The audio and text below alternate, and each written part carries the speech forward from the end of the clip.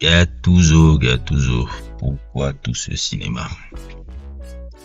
Notre cher ami Gattuso, légende du Milan, légende du football italien qui est sélectionneur de l'équipe d'Italie depuis quelques mois un peu, et qui malheureusement a fait une sortie un peu assez maladroite là. C'est maladroite parce que je vois pas l'intérêt de dire ce qu'il venait de dire là. Comme vous pouvez le voir un peu dans le truc, Gennaro Gattuso ne digère pas le format. Pour des Genzi qui ne savent pas qui est un peu ce gars-là, c'est une légende du football italien. Un mec qui a, je crois, presque tout gagné dans sa carrière. Hein. Ouais, il a gagné Ligue des Champions, Coupe du Monde, ouais, sauf l'Euro, hein, il a tout gagné. Hein. Toujours, il a tout gagné dans sa carrière. Et c'est un joueur d'une combativité rare. Le garde du corps de Piolo, j'ai souvent envie de dire que si l'Italie gagne la Coupe du Monde 2006, c'est parce que justement la charnière du milieu de terrain était une charnière du Milan, celle de Pirlo et Gattuso, parce que c'était vraiment le cœur de l'équipe, de cette équipe de 2006 qui était une équipe d'Italie incroyable sur le papier quand tu vois les noms et les légendes qui étaient là, parce que c'était pas des grands joueurs qu'ils avaient en 2006, c'était des légendes sur tout le truc. Je te parle de Del Piero qui est au banc, je te parle de Totti qui était même venu à 30-20% de ses capacités, je te parle de Camoranesi, je te parle de même super joueurs comme Perotta, hein. On a oublié un peu dans l'histoire du football italien ce cas là, hein. Perotta, et je te parle de il s'appelle encore Luca Toni, et je te parle de Gilardino, et je te parle de Materazzi, et je te parle de Nesta, et je te parle au goal de Buffon. Encore citer qui? De Rossi. Tu veux que je te cite quoi? Cette équipe d'Italie, Cannavaro, qui est du Ballon d'Or cette année-là même d'ailleurs. C'est une équipe incroyable. Quand tu regardais cette équipe d'Italie là, il y avait des noms et des talents. En plus sur le coup au banc, tu as Marcello Lippi. C'était une équipe sur le banc, une équipe incroyable. L'Italie, chaque fois que tu regardais l'Italie, les yeux brillaient parce que les joueurs qu'il y avait en Italie, et c'est un peu le truc que je fais sur mon sujet là, j'en ai parlé même un peu globalement, qu'il y a un vrai problème du football italien. Très gros problème. Le football italien a régressé. La France est au-dessus de l'Italie.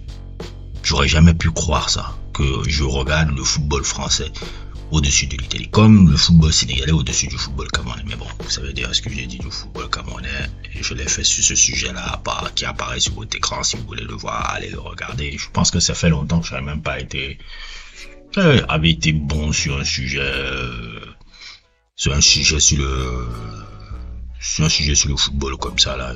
D'ailleurs, même si je me rends compte, comme d'habitude, c'est le football de sélection qui arrive à éveiller mon intérêt, parce que les clubs là, ça m'éveille pas trop mon intérêt. Et se lever, parler de Real Madrid, Barcelone tous les jours, il y a mal. On a l'impression que le foot c'est que ces gars là. Bon, de temps en temps, mon œil se regarde là, je check un peu comment Lens joue, pratique du beau jeu.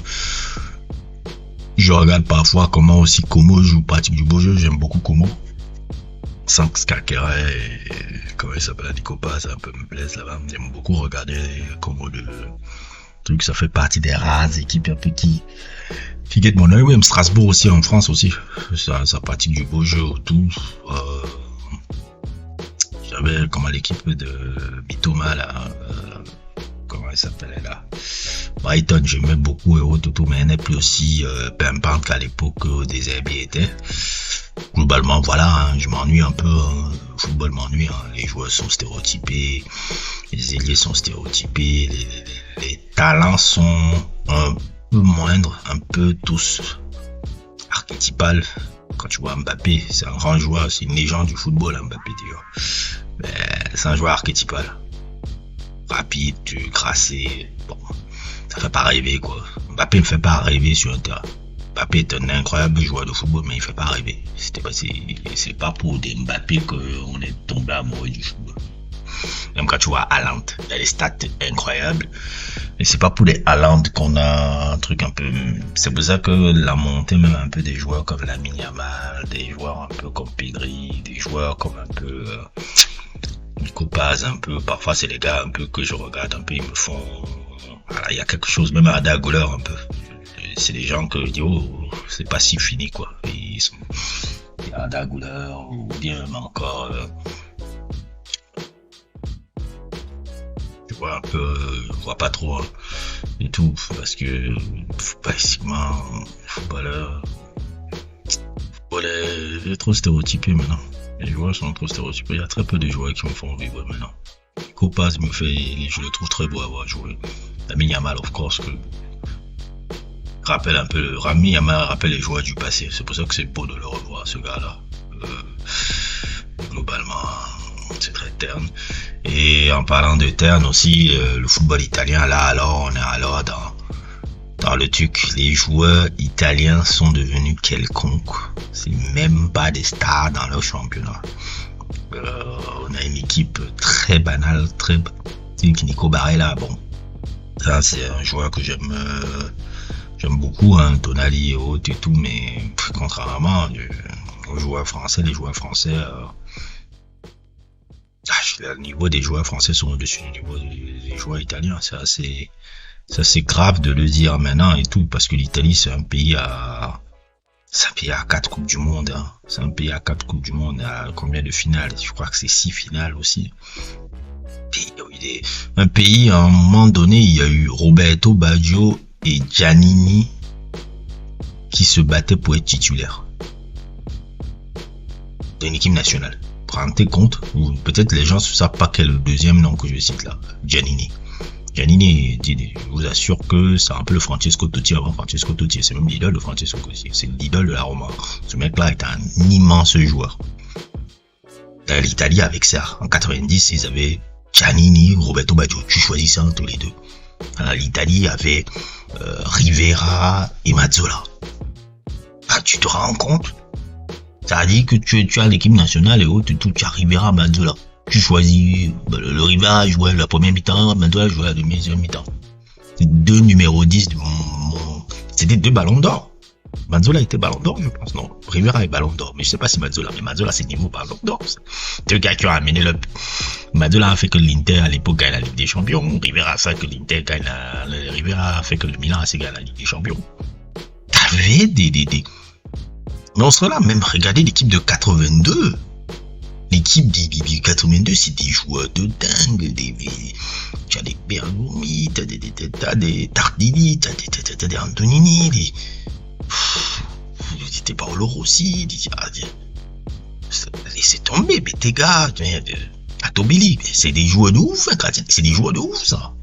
L'Italie, c'était ça. Quand tu regardais l'équipe d'Italie, tu te disais, bon... Tactiquement, une identité forte sur la tactique et que avant tout, on est d'abord des grands défenseurs, même si on a des grands joueurs de ballon, on est des grands défenseurs, on a une tactique au-dessus du truc, le championnat. Une valeur et autres autour, le pic du football italien, c'est les années 90. Tu étais fort, tu allais en Italie. Si tu pensais que tu es fort, tu vas en Italie. C'était ça, hein? Si tu dis, ok, tu es fort, ok, tu vas en Italie. On va voir si tu es fort là-bas. T'es pas au championnat, c'était pas l'Angleterre ou l'Espagne.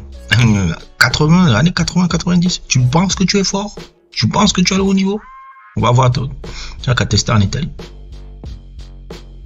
C'était en Italie. Tu veux être un grand joueur, prouver que tu es un grand joueur de niveau, tu pars en Italie. Ah, Zidane, tu fais le truc, tu vas en Italie. C'est là on va voir si tu es fort. Jusqu'à aujourd'hui, le football italien a marqué Zidane.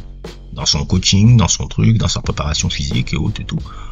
C'est le football italien. C'est pas le football espagnol, Zidane. C'est le football italien. C'est même pas le football français. C'est le football italien. À la base. Deschamps, c'est le football italien. Deschamps, c'est le football italien. Tout ce que vous voyez de Deschamps, c'est le football. Le management, le truc, c'est le truc. Je vous ai fait un sujet sur Deschamps et Zidane. Comment je vous ai dit que c'est l'héritier de Lippi, ce gars-là. Mais il n'y a même pas que Deschamps et Zidane, il y a même Conte.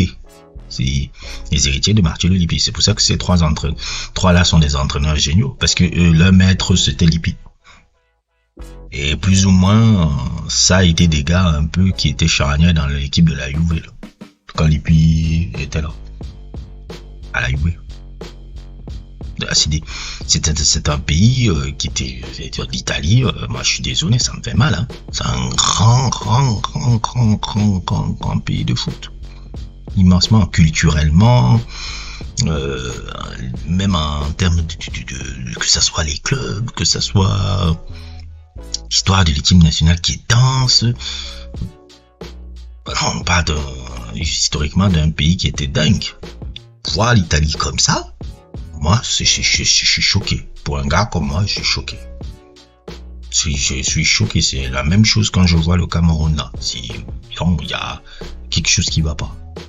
Il y a quelque chose qui va pas. La formation. Qu'est-ce qui se passe dans les formations maintenant? L'identité italienne est où? Les joueurs italiens sont comment? On les forme comment maintenant? Le joueur italien, qu'est-ce que le joueur italien maintenant en 2025, 2026? Là, c'est très grave ça. Parce que vraiment le niveau est bas. Donc Gattuso qui s'en prend un peu en disant ouais, à mon époque, comme vous pouvez le voir là, en 94, en 90 et autres et tout, il y avait très peu de joueurs, très peu d'équipes africaines comme ça, une ou deux et autres et tout. Bon, t'as sorti un peu qui est un peu douteuse là. Pose-toi plutôt les questions de qu'est-ce qui est arrivé au foot de ton pays, frère. Qu'est-ce qui arrive au pays de foot? Est-ce que moi c'est pas un problème de sélectionneur, hein? Vous avez changé, ils ont changé combien de sélectionneurs là? Comment il s'appelait le gars là, le chauve là? J'oublie l'ancien gars de la Roma, j'oublie le nom du gars.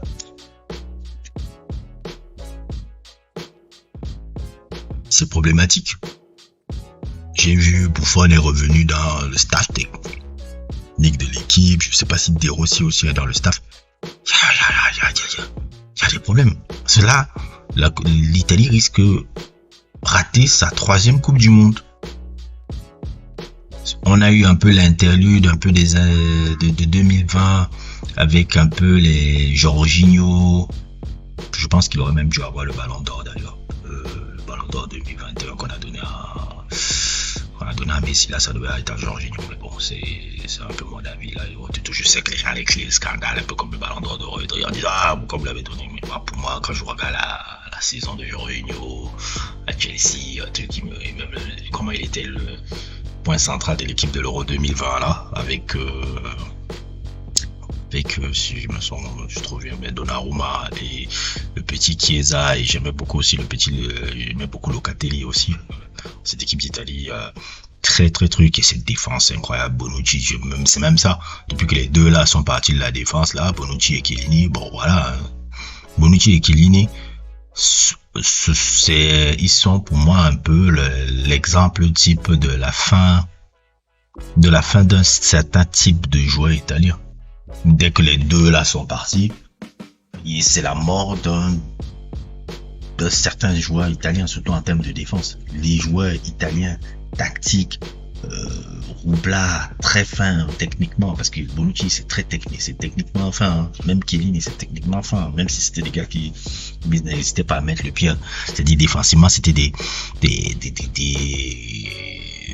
c'était des peintres. C'est-à-dire que si tu veux voir comment on défend un joueur, Chiellini, le trio là qui formait même l'équipe de la Juve à un moment, Barzagli, Chiellini, Bonucci, mon Dieu, c'était truc. Et la fin de la carrière de Bonucci et de Chiellini c'est la fin un peu d'un certain type de joueur italien. Les joueurs italiens, c'est les derniers de la race. C'est les derniers de la race. Et maintenant, il n'y en a plus. Après ces deux-là, il n'y en a plus. C'est ce que tu vois un peu dans le football italien. Il n'y a plus ce type de joueur. Et même les attaquants italiens, c'est faible. Les milieux de terrain italiens, oui, j'aime Barella. C'est un truc, c'est incroyable. Barella, la carrière qu'il fait à l'Inter et tout. Mais wow, c'est faible. Malgré ça, c'est faible. Tonali, bon, talentueux, mais sinusoïdal. C'est faible. Qu'est-ce qui se passe dans ce pays? Qu'est-ce qui s'est passé? Et c'est pour ça que je répète encore. Est-ce que le truc de 2012 là, n'a pas été des années 2010 là n'a pas été charnière dans la direction dans laquelle le football italien a été. Quand Roberto Baggio, Arrigo Sacchi et Rivera, si je me trompe pas, étaient venus dans l'organigramme un peu des sélections italiennes et de la fédération italienne, accompagnés de Prandelli, qui était le sélectionneur national, et ils ont eu cette vision de se dire, est-ce qu'on va pas imiter les Espagnols là? On va pas imiter les Espagnols là et autres. Je crois que Sacchi était aussi là. Ils avaient une volonté de dire, bon, les Espagnols sont là, ils dominent le monde là.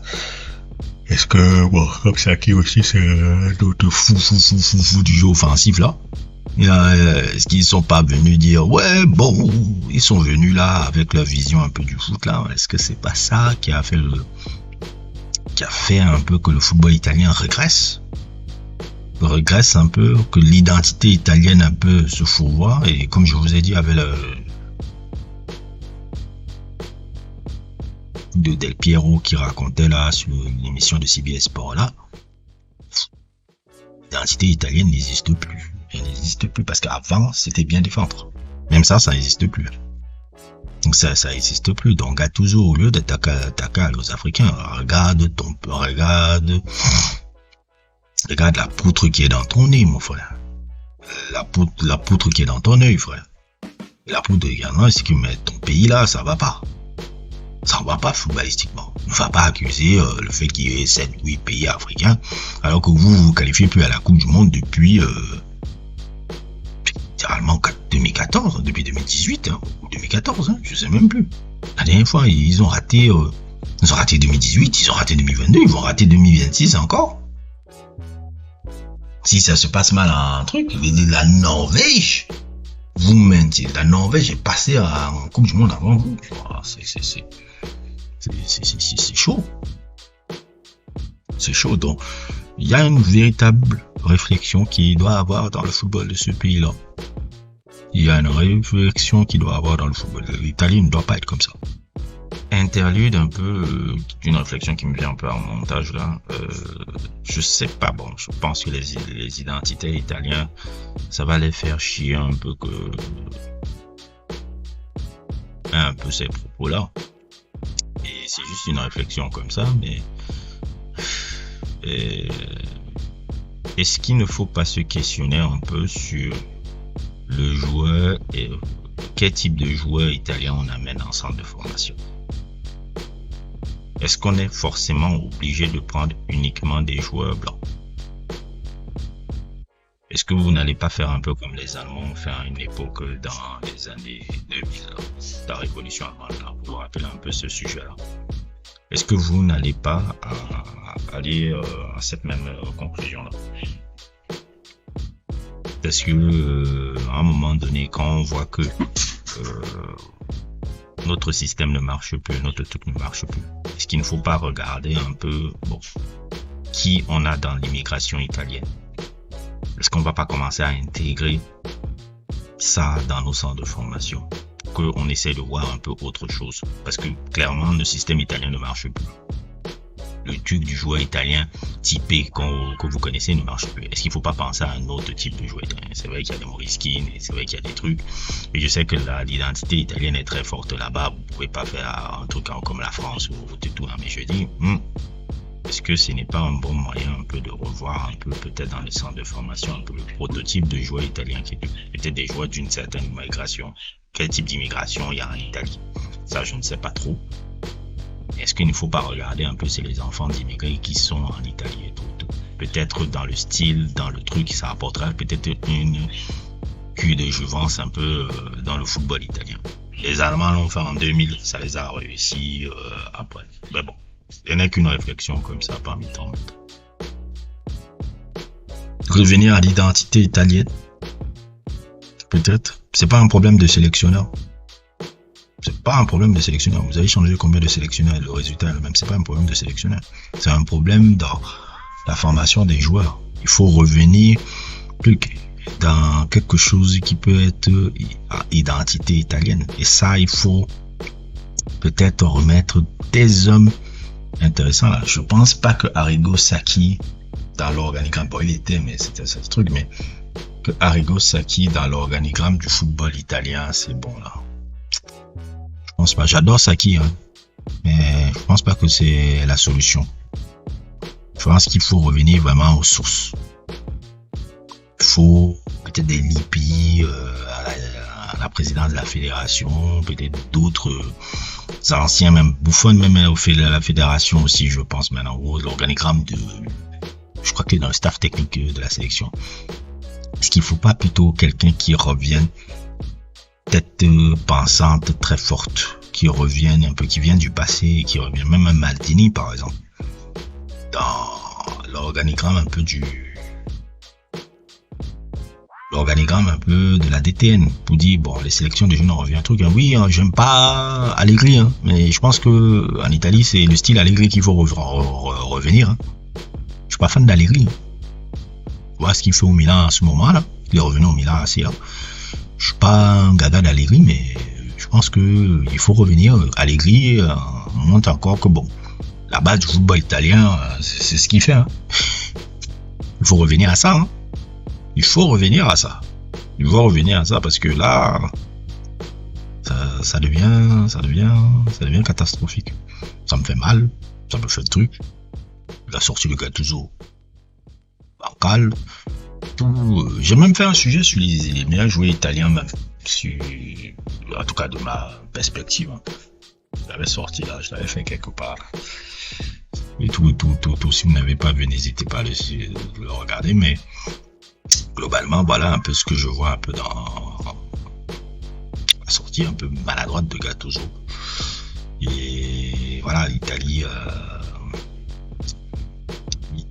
est dans de beaux droits. Et je pense que les Français sont en train de se rapprocher de vous. Ils auront peut-être la possibilité, si je le veux, peut-être de rapporter peut-être une troisième Coupe du Monde en 2026 et ça fera 3. Vous en avez 4, mais ça fera 3 et ils seront bientôt proches.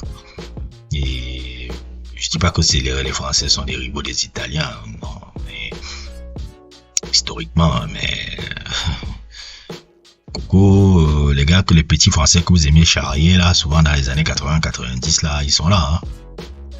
Ils sont là maintenant dans les années 2020, 2010-2020, ils se moquent de vous. Les années 2020, ils se moquent de vous. Je dis ça, mais rien, ils sont là. Ils sont là en train de se moquer de vous, quoi. Mais bon. N'hésitez pas à liker, n'hésitez pas à vous abonner et à plus pour d'autres aventures.